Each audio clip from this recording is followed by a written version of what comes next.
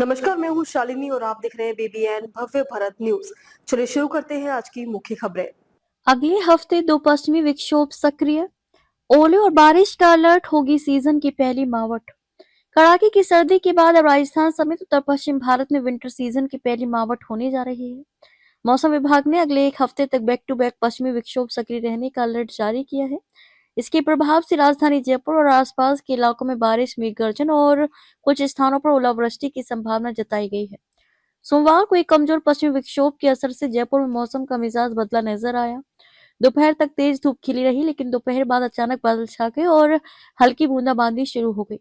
इससे दिन के अधिकतम तापमान में गिरावट दर्ज की गई, जबकि रात के तापमान में हल्की बढ़ोतरी देखी गई और पारा 13.7 डिग्री सेल्सियस तक पहुंच गया। मौसम विभाग के अनुसार पहला सक्रिय पश्चिमी विक्षोभ 22 जनवरी से 24 जनवरी तक प्रभावी रहेगा। इस दौरान 23 जनवरी को जयपुर में मेघ गर्जन, आकाशीय बिजली और मध्यम बारिश की संभावना है। इसके बाद एक और पश्चिमी विक्षोभ सक्रिय होगा, जिससे बारिश का सिलसिला आगे भी जारी रह सकता है।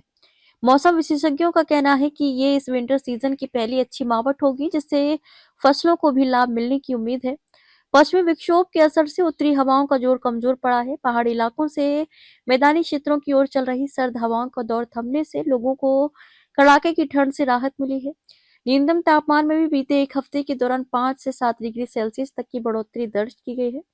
मौसम विशेषज्ञों का मानना है कि इस साल विंटर सीजन के दौरान पश्चिमी विक्षोभ अपेक्षाकृत कम सक्रिय रही, जिसके चलते दिसंबर में तापमान में ज्यादा गिरावट नहीं देखने को मिली।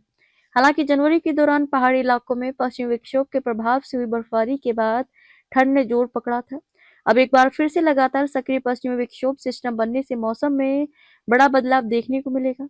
विशेषज्ञों के अनुसार अगले एक हफ्ते तक बादल छाए रहेंगे, तापमान में उतार चढ़ाव बना रहेगा और कई इलाकों में ओले गिरने की भी संभावना है। मौसम विभाग ने किसानों और आम लोगों को सतर्क रहने की सलाह दी है। बारिश और ओलावृष्टि के चलते फसलों को नुकसान की आशंका को देखते हुए एहतियाती कदम उठाने की अपील की गई है। वहीं आम नागरिकों को खराब मौसम के दौरान अनावश्यक यात्रा से बचने और मौसम अपडेट पर नजर बनाए रखने की सलाह दी गई है। तो अभी तक के लिए इतना ही। मैं शालिनी आपसे विदा लेती हूँ। अगली खबर में फिर मुलाकात होगी एक और खास खबर के साथ। तब तक के लिए बने रहिए बीबीएन भव्य भारत न्यूज के साथ। नमस्कार।